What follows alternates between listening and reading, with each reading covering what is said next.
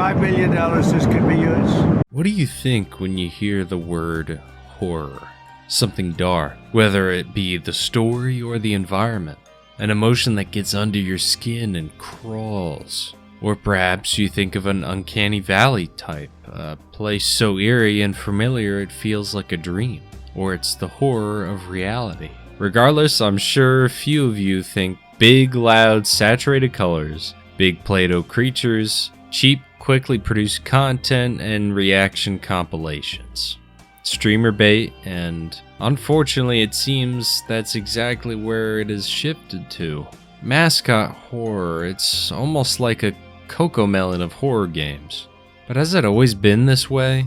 It's bright, it's loud, it's everywhere. What started as an innovative twist on horror has now become a viral machine. But somewhere along the way, we lost something. Has Mascot horror ruined the horror genre? And more importantly, who is modern horror really for? We can all speculate when this phenomena came around, but most honest genesis point was something I'm sure a ton of you grew up with.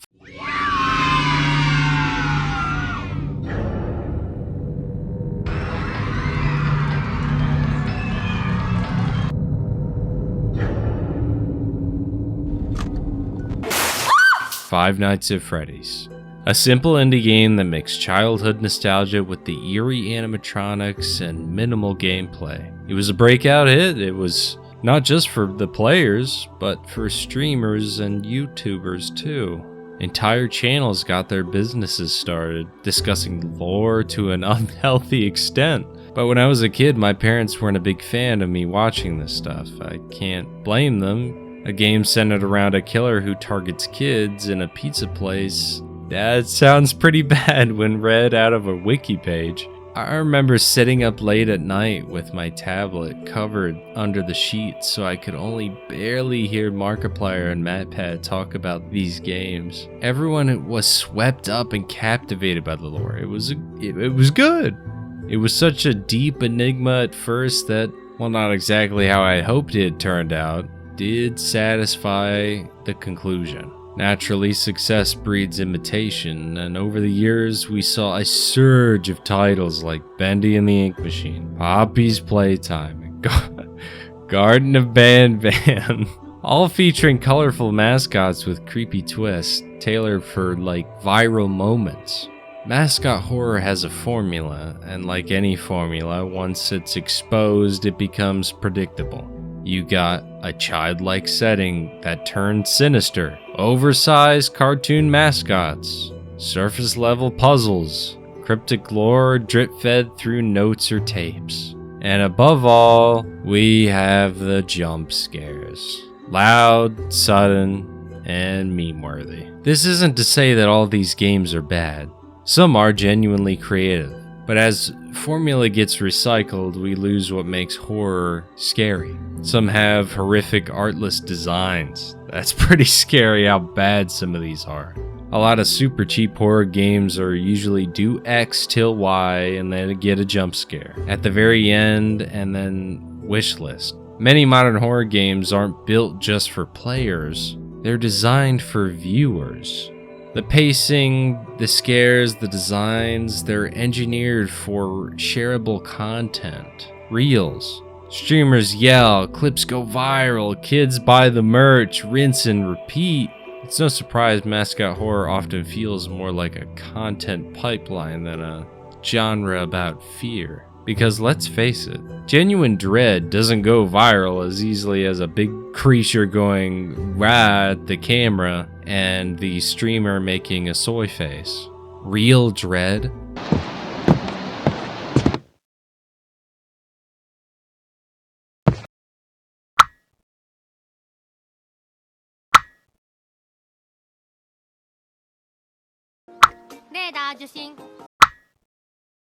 Fortnite. I'm talking the edge of your seat, unsettled and eyes wide dread takes time to build. Build up is crucial. A simple mistake as a bug or a bad pacing can ruin it, but when it's done right, it's perfect.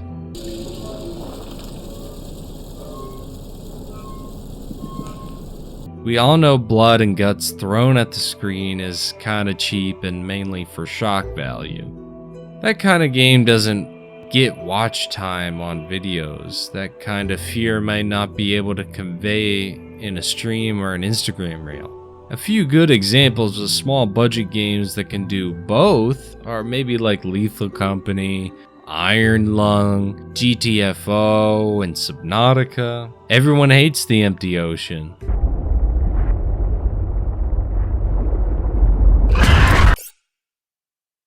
This shift has created quite the divide. On one hand, you have spectacle-driven horror, fast, shallow, loud.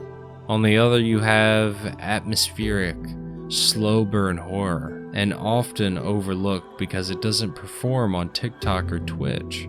Mascot horror isn't exactly killing horror, but it's drowning out other kinds of horror. Developers are incentivized to go viral, not to scare anymore. And when success is measured in views, not excitement or fear of this small community that really appreciate the game genuinely, we risk losing the very soul of the genre. One of my favorite, probably top 4 horror games came out in 2023 and got so little love.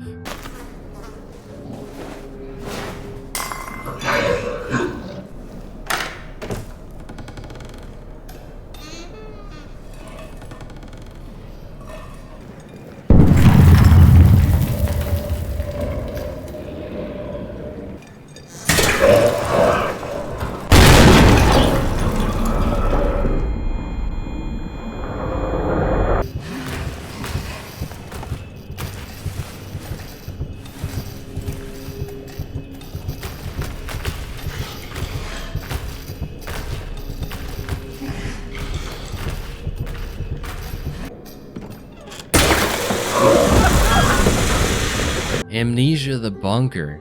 Amnesia feels like it was from a different time, a totally different world. It had its fumbles, yes, but frictional games, despite having all the access and chances to go full reactionary content, went for something truly unsettling. No cheap jump scares, a relic of a bygone era. A game that hardly holds your hand, while a little bit of predictable story, it outshines and brought back memories of Alien Isolation. Anybody remember Alien Isolation? Man, that got fried in the old mobile game coal mines. If we keep it together, we'll make it through this. Oh no. Go, go, go. Ripley. Please, Daddy. I told you, when I'm finished, you can have what's left. There won't be any left.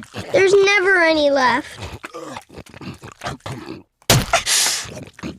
Let me know if you remember that dead waste of a game. Lost in Vivo makes me shiver. Dead Cedar is probably the scariest, genuinely, I have ever played this year. Made by Zeekers, who made Lethal Company. Man, when that thing first showed up. To be clear, this isn't a hate piece. Mascot horror has its place. It's visually iconic, but when trends overstay their welcome or become creatively bankrupt, it's worth asking, what are we really doing to the genre? Are we making horror games, or are we making content generators? Pipelines that just feed reel after reel? And making something appropriate for everyone is vastly different than making something just for children. You can have something deep that everyone can understand in a kid's show. My first experience of Lost was The Land Before Time. Bendy does indeed have a unique art style. Not much, if at all, looks like it. Some of these games do have a lot of effort behind them. But for every Poppy's Playtime, how many Signalises do we get? For every FNAF clone, how many Amnesias do we get? This also incentivizes larger companies not even to try, not even to go for the true scary experience. Larger companies need to balance between, do we want an actually scary game for a specific crowd, or do we want to make as much money as possible, something that's financially viable? and we know what companies always end up picking. Mascot horror may be the face of modern horror, but behind the mask, is there anything left to fear? Or have we traded genuine terror for trending hashtags and a mascot every week? Let me know what you think, because I'm genuinely curious, because there's a huge generational gap between these types of scary. Has this ruined it or made it any better? I personally am not a fan. And that's really all I have to say. I miss being scared. You can chalk it up to me being 23, but I don't think so. Can you blame some of these small devs? I mean, how much did Repo or Lethal Company make? These people never have to work again. That chance of success? It's tantalizing. At the end of the day, horror is supposed to unsettle us, to dig under our skin, not just to make us flinch or get jump scared. Mascot horror didn't ruin horror on its own. It's a collective of issues. But we have fallen from fear to virality, from immersion to marketability. That doesn't mean it's all bad, but it does mean we should ask more of the genre. Ask for stories that last longer than the jump scare, for tension that builds, not explodes on the screen, for horror that takes your heart and your mind and lasts with you after the video ends or after you hit end game. Because if the only thing scary about a horror game is how many views it gets, maybe we've already lost. If you made it this far, I can't believe you bothered to watch me. Thanks for all your support. Have a wonderful week. Please do the things the algorithm loves and stay tuned, because I make videos pretty regularly. Bye.